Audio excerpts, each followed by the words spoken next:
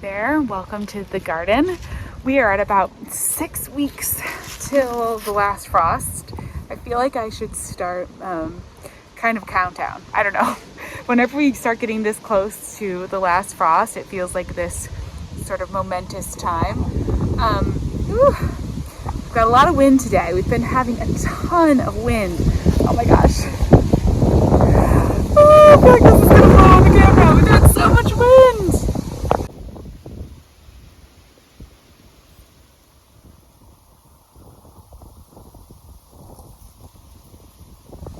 The wind out here the last couple days has been absolutely crazy.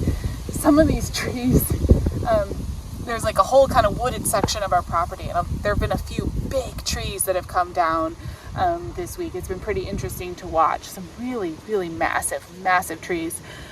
So I'm kind of trying to be careful. I feel like as the years go on, we're going to have to get some work done to get some of these trees taken out, because there's quite a few that are pretty dead.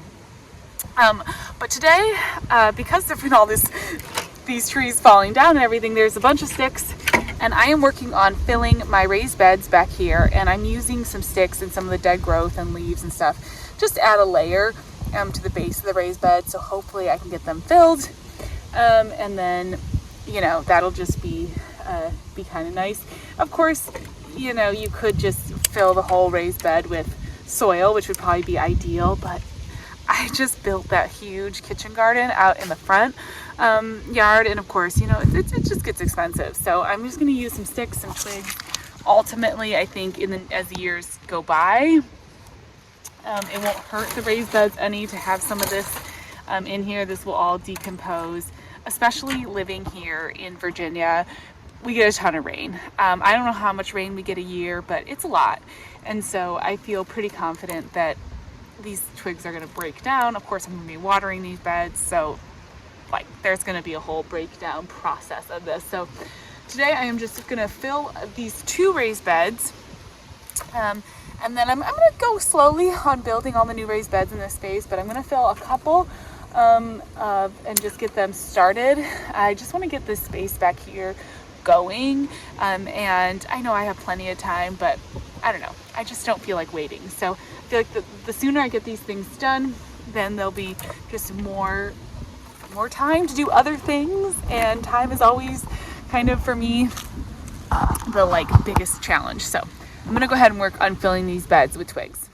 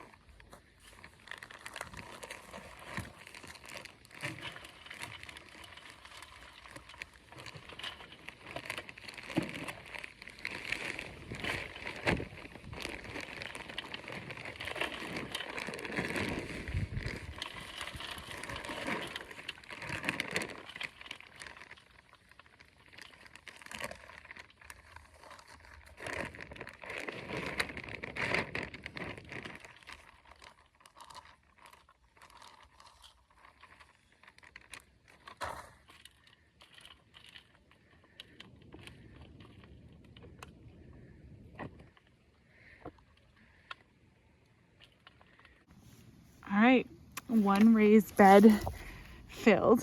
I'm hoping when I do, I've got a few more raised beds to build, and I think when I do the next few, I'm going to try to bring out my rake and add in some more of the leaf.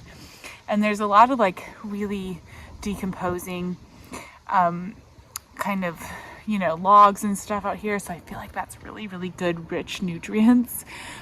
this one tree, oh my gosh, this one tree that's right here is definitely, I mean, it's shedding all of its bark. I feel like it's gonna fall any day now.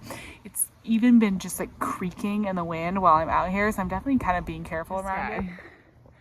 You can hear it. It's caught on this other tree up here.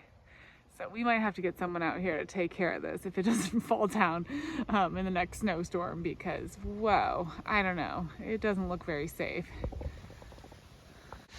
I definitely don't want to mess with, you know, anything like that. But it has a lot of good bark and sort of like decomposing logs and stuff.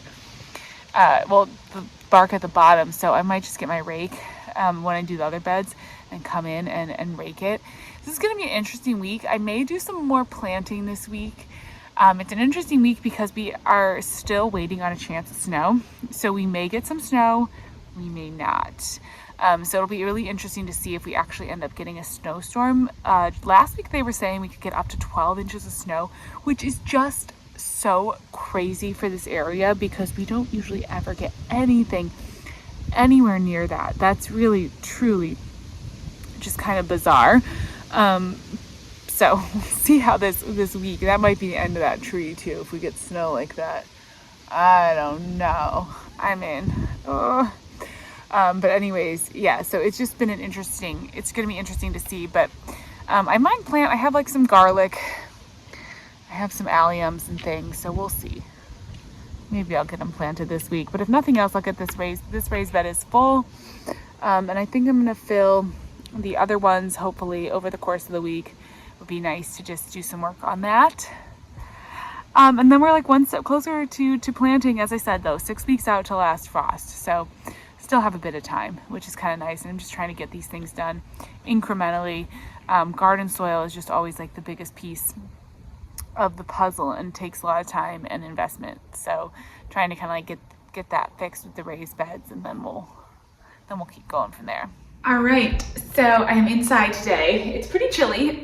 We're still waiting to see if we're actually going to get as much snow. They were predicting like almost, I don't know, up to like a foot of snow, and now it's kind of, the forecast is kind of dwindling, which I'm okay with because I kind of want to start planting out like some like onions and things. But I had to give you a seedling update because the tomatoes have sprouted. So my peppers didn't sprout or haven't sprouted yet. So I actually ended up reseeding some of the peppers because I was just a little bit worried that maybe I had let them dry out. At the beginning of my seed starting, I kind of had a few times where I just I lost focus just the tiniest bit. And I had forgotten that the peat pots that I'm using this year dry out like way faster than your normal seed starting containers. So that was a little bit of a mistake, and so I just went ahead and re-sowed them, which may come back to bite me because peppers do take a while to germinate, and so I may end up with like some very, very full seed cells of peppers, in which case we'll just divide them and deal with that when that happens. Like, it's not the worst thing. But let me show you the tomatoes. I love sun golds because the sun golds were the first to germinate, although we've got some Juliets, which I don't know this guy. I gotta get out I've been using my mister to try to help, you know, make sure that they don't get too dry. A couple of my plants have gotten a little bit leggy because I was a little slow. There's just more sun golds in getting my grow lights on here. I let them go like a day, and you know that can be a problem. Just even a day like that can make a plant get kind of leggy like this. But with tomatoes, I don't really worry about them getting leggy. I'm not too concerned with that. So that's fine. But down here, the tomatoes are looking really good. Again, I'm just gonna mist these guys that are coming out of their little seeds just to make sure that they stay moist enough. But look at these. I mean, these yellows, the country taste are coming up, the San Marzanos, the berry crazy cherry. We got a spoon tomato, good old spoon tomatoes, always so good. So yeah, and the seedlings over here are starting to really look nice. This is some purple globe artichokes over there. We've got some other little things. I think, what is this? my bishop's flower, yay! Those are so pretty. I don't even know what to do about the mold that's growing on the side of these cups. It's kind of an issue, I think. Yeah, as I said, I will not be doing those kind of seed cups ever again. This is the last time I do that. The whole process has been not my favorite. But the tomatoes are coming up, and then hopefully the peppers will start coming up soon. And it's just good to see some things growing. I'm ready now. I got the grow lights. I went ahead and ordered some liquid fertilizer. So as soon as these seedlings get their first set of true leaves, I can come in with a liquid fertilizer and make sure that they have all of the fertilizing that they need. I did just use potting mix to start these in, so they have a little bit of goodies in that soil, but I'm gonna start in the fertilizer routine, and I'm just gonna try all the next seedlings. I got like one more round of seeds to start, and I'm gonna make sure nothing dries out, everything germinates. That's like the biggest focus of the garden right now. Hey there, so we still have snow outside.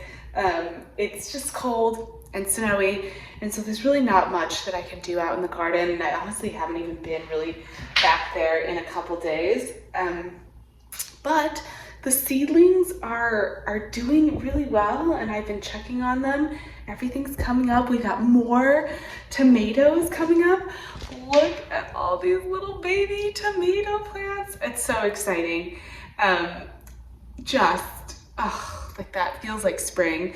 And then I've been watching really carefully to see if any of my reseeded peppers come up, and nothing yet in the last couple days, although the first rhubarb seedling, we've got a first little rhubarb seedling in there.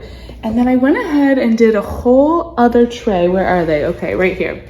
I did a whole other tray the other night of just like some flowers and some coleus. So I went ahead and started a bunch of the coleus plants, and then I went ahead and did a couple of the straw flowers. I don't really have enough room to I probably need smaller cell, like 6-packs, in order to really do a bunch of straw flowers. So I just decided I am gonna direct sow a ton of those, and for right now we'll just do a couple cups to get me started, then we'll direct sow a bunch. I also decided to start some of these Harlequin mixed dahlias, which I totally forgot what they even look like, so that's gonna be like my surprise plant. We'll see what these look like, but starting dahlias from seed is super fun. I've done this a few times. I really like it. It's a really great way to get some dahlias in your garden if you don't want to mess with, you know, all the tubers and doing all of that. So started some of that, and then I put some of the amaranth in these big cups because the amaranth tends to grow pretty fast, and so I figured, you know what, this will be good to just have them in some bigger cups. And then I also started a gold medal tomato, which is supposed to be a very high yielding, very sweet yellow tomato, kind of like a beefsteak style tomato, which I think will also be pretty good. And I'm kind of just excited for that. But yeah, I really didn't have enough room to start a ton of the straw flower, but that's okay. We're just direct sowing a lot. And I still have about one, like all these cells like in this tray. So I still have about one more kind of tray, and then a ton of the little cells. So I think I'm gonna do pincushion flowers down there in those little cells, try to get more of that like a flat of actual flowers. And then I think I'm gonna do some more basil and stuff in these bigger, because I have a few of these cups. Maybe I have like 1, 2, 3, 6, 9, 12, like 15 open like bigger cells. And so I think I'm just gonna do a ton of basil. Last year I did not have, actually the last couple years I haven't had very good basil harvests. Excuse me, we've been sick. We had snow days and we've been sick in the house, so it's been a little bit crazy. But the last couple years I haven't had super good tomato harvests, so I thought it would be kind of nice to do, or not tomato, basil harvests. So I thought it'd be kind of nice to have some like bigger basil plants and try to really dedicate some space to that. So probably next week I'll go ahead and seed in that basil, seed in those pincushion flowers, and then after that we're just gonna be operating on direct sowing everything. If the snow melts, depending on the extended forecast, I'd love to also start like some greens outside maybe. We'll see. Although I could You know, I could potentially start, no, I don't really have any more space. I'm not gonna start any greens inside. I'm like, here I am already trying to like start salad greens inside. I don't think I'm gonna do that. So, but I might start some outside. I actually found my row covers and I'm thinking maybe next week we'll do row covers and greens. We'll see. But anyways, seedlings are coming up. Snow is here, but we're getting through February and I can't believe next week is the last week of February. So then we're at 5 weeks. Next week will be 5 weeks until last frost. It's